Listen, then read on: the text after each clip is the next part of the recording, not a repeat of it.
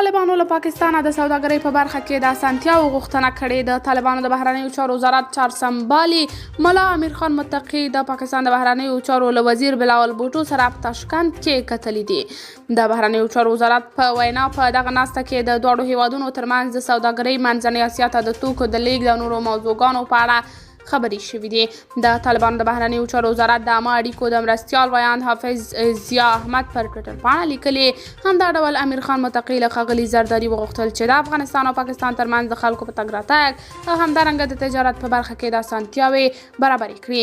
2 ورځې وړاندې د افغانستان په اړه ازبکستان کې نړیوال کنفرانس جوړ شو چې د امریکا، برټانیا او اروپایي ټولنې په ګډون د لسګونو هیوادونو او نړیوالو سازمانونو استازو پکې برخه اخیستې وه. امیر خان متقي هم په دغه کنفرانس کې ګډون درلود او پرون یې د یو شمېر امریکایي استازو سره هم لیدلي وو او په نړیوال بانکونو کې د افغانستان د کنګل شویو پیسو د آزادولو غوښتنه یې کړې وه. د یادونې ده چې د تاشکند کنفرانس په اړه د کوربه هیواد لخوا خپاره شوې اعلامیه کې ویل شوي د طالبانو له سرپرست حکومت د نړیوالې ټولنې مهمه غوښتنه دا وه چې افغانستان کې یو داسې حکومت جوړ کړي چې په پراخه کچه د خلکو استازولي وکړي.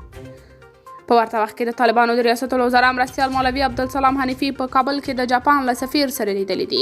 د باختر خبري اژانس د راپور له مخې د جاپان سفیر تاکاشي اوکاډ وروستۍ زلزلې ته په اشاره پر نړیوالو غږ کړی چې د افغانستان سره د له شرطونو پرته بشري مرستې وکړي. خو نړیوال له طالبانو یو شمېر غوښتنې لري چې په هغو کې نجونو ته د زده کړې اجازه، د لږکیو او میرمنو د حقونو ورکول، ټولګډونی حکومت جوړول او ځینې نورې غوښتنې شامل دي. قدرمنو لیدونکو، تاسو د دې موضوع په هکله څه نظر لرئ؟ کمنټ کې شریک او چینل سبسکرایب کړئ.